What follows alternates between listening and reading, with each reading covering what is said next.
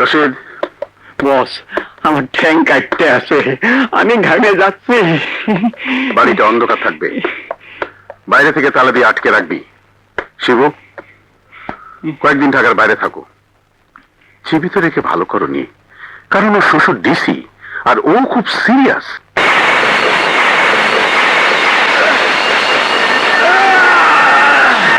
আমাকে বাঁচো শিবু। এই রাজাকারের বাচ্চা, এই দেখ, ৭১-এর মুক্তিযোদ্ধা আবার যুদ্ধ ঘোষণা করেছে।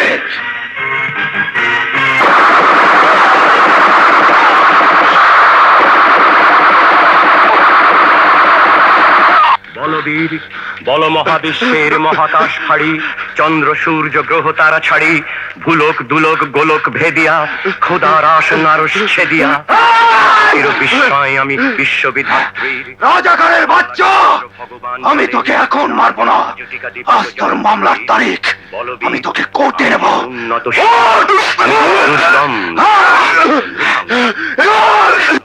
আমার আমি যেদিন পৃথিবীতে জন্ম নিয়েছিলাম সেদিন নিশ্চয় আমি ডাকাত ছিলাম না, সেদিন নিশ্চয় আমি খুনি ছিলাম না, সেদিন নিশ্চয় আমি টেরর ছিলাম না। আজ আজ কেন আমি একজন দাগী আসামি, খুনি হিসাবে এই কাজ করায়? এই দেশ, এই সমাজ ব্যবস্থা আমাকে খুনি করেছে, আমাকে টেরর করেছে। আমি আমি খুব আমি খুব গরিবের ছেলে, ইওর অনার। আমার বাবার নাম কসিমউদ্দিন। আজ থেকে ২১ বছর আগে আমি স্বাধীনতা যুদ্ধ করেছিলাম।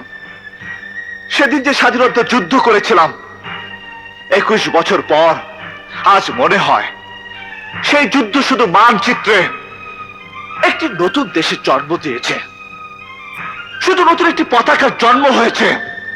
কিন্তু এই কসিমউদ্দিন ছেলেদের স্বপ্ন ছিল তারা ভাত পাবে, কাপড় পাবে, চিকিৎসা পাবে, শিক্ষার সুযোগ পাবে।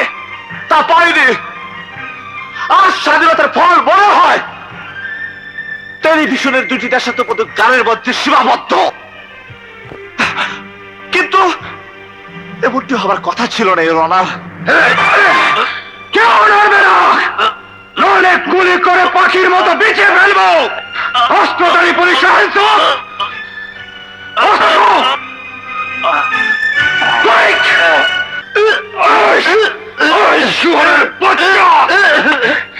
আপনি বসুন জজ সাহেব, খবরদার আর কেউ এক চুলো নড়বে না। ইউনাস, এই ব্যক্তির আজ কোর্টে হাজির হওয়ার তারিখ ছিল। আমি বলেছিলাম আপনারা পারবেন না, আমি নিয়ে আসবো। একজন মুক্তিযোদ্ধা হিসাবে, একজন সিপাহী হিসাবে দেশের কাছে দেওয়া প্রতিশ্রুতি আমি রক্ষা করেছি। এই ব্যক্তি স্বাধীনতা যুদ্ধের সময় দেশের শত্রু রাজাকার ছিল। এই ব্যক্তি আন্তর্জাতিক চোরা কারবারিদের সাথে জড়িত, দেশের যুব সমাজকে ধ্বংস করার জন্য বিষাক্ত হিরোইন ব্যবসায়ীদের সাথে জড়িত। এই ব্যক্তির কুচক্রান্তে একজন দেশপ্রেমী মুক্তিযোদ্ধা আজ বিপদগামী। মিথ্যা মামলায় জড়িয়ে যে আদালতের কাঠ করায় দাঁড়িয়ে আপনার বিচারের অপেক্ষায়। এই ব্যক্তি গ্রামের একটি সহজ সরল নিষ্পাপ মেয়ে ফুলের জীবনকে করেছিল কলঙ্কিত। সেই ফুলিকে এরই নির্দেশে খুন করেছে কাবিলা, এরই নির্দেশে কাবিলা খুন করেছে থানা হাজতে নূর ইসলামকে। ওর সর্বশেষ অপরাধ আমাকে করেছে নিঃসন্তান। সেই দুঃখে আমার স্ত্রী আজ গলায় ফাঁসি দিয়ে কানের মুখের সাথে ঝুলছে। এত অপরাধের বিচারে রায় বলুন, বলুন ইওর অনার। চুপ করে থাকবেন না ইওর অনার, বলুন। নিশ্চয়ই ফাঁসি। কিন্তু আজ আদালত এখানে দুটি, একটি দেশের আইন সম্মত আদালত, আর একটি একজন মুক্তিযোদ্ধার আদালত। মুক্তিযোদ্ধার আদালতের রায় শুনুন। রাজু বেকসুর খালাস দেলোয়ার হোসেন খানের মৃত্যুদণ্ড। আপনার আদালত থেকে আমার আদালতের পার্থক্য হলো আপনার আদালতে আপিল করার সুযোগ আছে, আমার আদালতে তা নেই। আমি এক্ষুনি মৃত্যুদণ্ড কার্যকর করব। রত্না, তোমার স্বামীর কাছে যাও, যাও।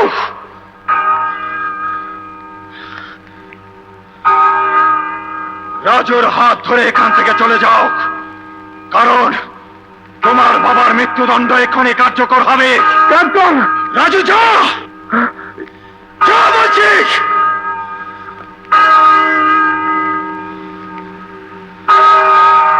ওঠ!